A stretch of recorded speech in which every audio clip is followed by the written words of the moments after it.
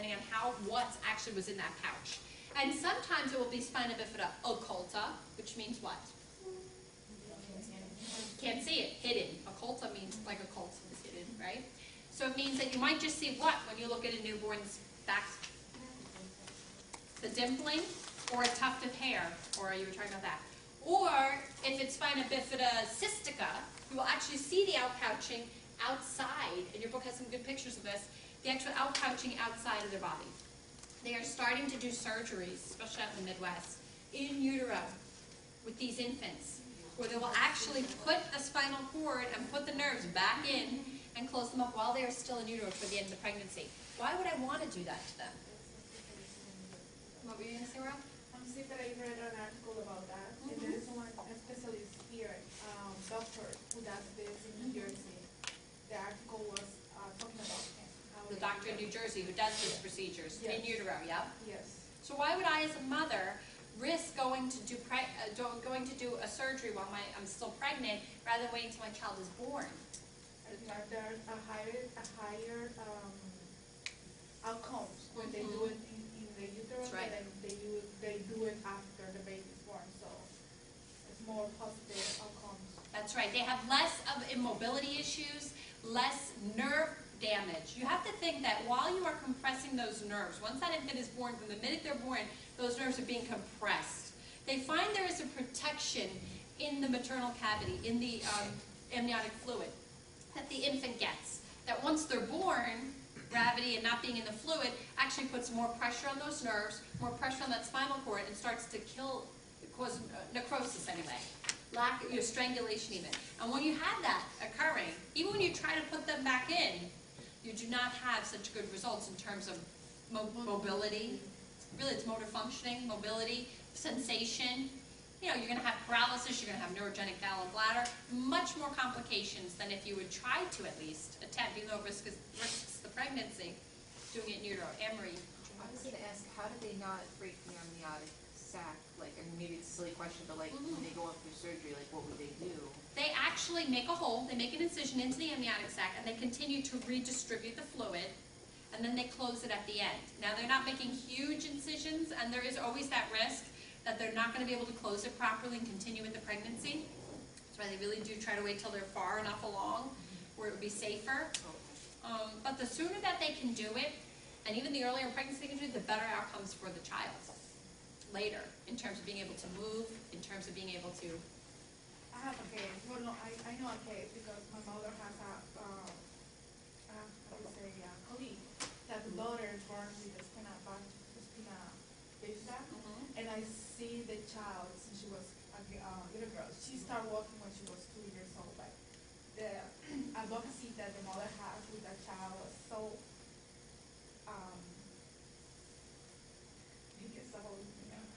but it was so beautiful. She did a lot of work with her. We're going to talk a lot next week about special needs and how really with any of these diagnoses too, when you have these lifelong conditions or something like this, what makes children do so much better is having support. When they have a lot of that family support, you can see such differences in what they're able to do. So you never do know. There's lots of possibilities with this. And they have the best prognosis the earlier. How old was she when it was treated? Well, she was, since she born, they did it right away. Yeah, after she born, because she didn't know that she was with that until she born. But she's right now 10 years old, 11 actually. It's a slow process. She still have development and growth issues, but she's a normal child right now. It makes a big difference with that too. And again, with this, you might see some other things like club feet, scoliosis, dislocation of hips. So again, we talked about different types. Arnold-Chiari malformations actually is meningitis. I'm sorry, myelomeningocele, which is spina bifida, along with hydrocephalus. Actually comes together. So with those, they do need a BP shunt too. Most of it is genetic. A lot of it has to do with the maternal folic acid deficiencies. So obviously women should be taking in folic acid. The biggest thing too is the alpha-fetoprotein levels. How is that connected to the condition? What's that telling us? Folic acid. The Well, it's talking, so folic acid deficiencies. Not the A, B. Oh, alpha-fetoprotein is a test that you can actually do while the woman is pregnant in the second trimester, it's 16 to 18 of gestation. And if you have a very high alpha-fetoprotein, it's indicative of spina bifida. That's right. A very low alpha-fetoprotein is indicative of Down syndrome. Although we do have other tests earlier now that can check for Down syndrome too, like nuchal translucency. I think it's at like 12 or 13 weeks of pregnancy. They can look at the back of the neck of the fetus to tell, they measure it, the nuchal translucency to see, and that can be indicative too of Down syndrome. But yes, a low alpha-fetoprotein Down syndrome, high is diagnostic of spina bifida. It would doesn't mean without a doubt, but it's highly likely they have it then, and then you would want to go further to see. It's like a diagnostic test. Yeah, but no, I wanted to know how is this related to the disease? Why this specific protein is higher for this? In these condition? infants? Yes. What I can tell you, and I can't get down to the chemical level of it, although I like to with a lot of stuff. You know, I like that kind of stuff physiologically. I'm not quite sure. All I know is that there is something when they have this diagnosis that causes them to create more of this. Every infant has fetus has alpha-fetoprotein that they're creating. It's like a hormone that they create. It's on their end, not the mother's placenta. So it's their actual, that what they're letting off, their level that they're letting off. That amniocentesis, actually blood level tests, you know, all these things test for this. So these alpha-fetoprotein levels of what the fetus is should be a certain level. If it's too high, it's indicative of this type. And now what makes it be too high with this, I'm not sure. But when it's too high, it's correlated with this. When it's too low, it's correlated with Down syndrome. So something in the fetus is off, and that's why it's either making it too high or too low, and that's what's causing this. But what mechanism in it? I know it's the adrenals of the fetus, too, that are creating this, so maybe somehow that gets connected and affected that way. Look it up even further. Like a lot of times I do like to know those kind of things, though, like what makes it that way. And many have lifelong complications, depending on how involved. This is talking about the spina bifida again, depending on how involved it was. An early surgical intervention has the best results, as I stated.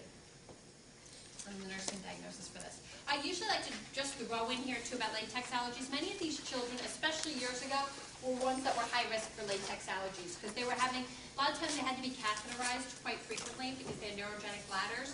And often they had multiple surgeries, and when we were using latex all the time, it was putting them at risk for that. But now actually we have less latex in the environment, so we're seeing less latex allergies. Who else are at high risk for latex allergies? Everybody sitting in this room. Used to be anyway. We have really gone latex-free in most organizations. Most organizations. Why? What puts you at a high risk for getting latex allergies? Constant exposure to it. That's right. Because the exposure to actually the powder itself, or the latex, it's actually from a plant. That latex that was used to make rubber products, gloves, many of the things, even catheters back, you know, just as up recently as a few years ago. What used to make them is that you get exposed to that, and your immune system would actually, many people's immune system, over repeated exposure over time, years even, would start to respond to that over time. So you would start to maybe get like, you might just start off as a contact dermatitis. So if you were wearing gloves, you might get like a rash on your hands, or a breakdown on your hands. But over time, that changes too. And then you can actually have an anaphylactic reaction when you, so you don't, so even if somebody comes in and they say, I don't have a major latex allergy, I get a little rash when I come in contact with latex, you take it very seriously, because the next response could be an anaphylactic shock reaction if they've never had it before. What I can say is why I still leave this in here and talk about it is because some of you may not work for a hospital or a corporation that has a lot of money. Maybe you're out there working in home care or in the community, and maybe people are buying their own supplies, because many do have to buy their own supplies or get them sent to them from whatever pharmacy or whatever company they're working with, and they still do make latex products that are cheaper than the regular products. So for example, if I'm doing home care, I'm taking care of a client who has spina bifida who needs to be catheterized every so many hours, I'm going in there and I might be using latex products because they have latex gloves there, or they have latex, you know what I'm saying? So you can't think latex allergies or latex is not being used anymore, because the cheaper products still have latex in them, and some people do get those because they are cheaper. No, they even have options for sterile gloves that are not. So I know that we have like latex-free card, so you have to bring that in, but some Exactly. occasional places do have it. That's right. But it's becoming less and less, and especially in hospitals, they're very proactive about that. A lot of hospitals are claiming to be latex free.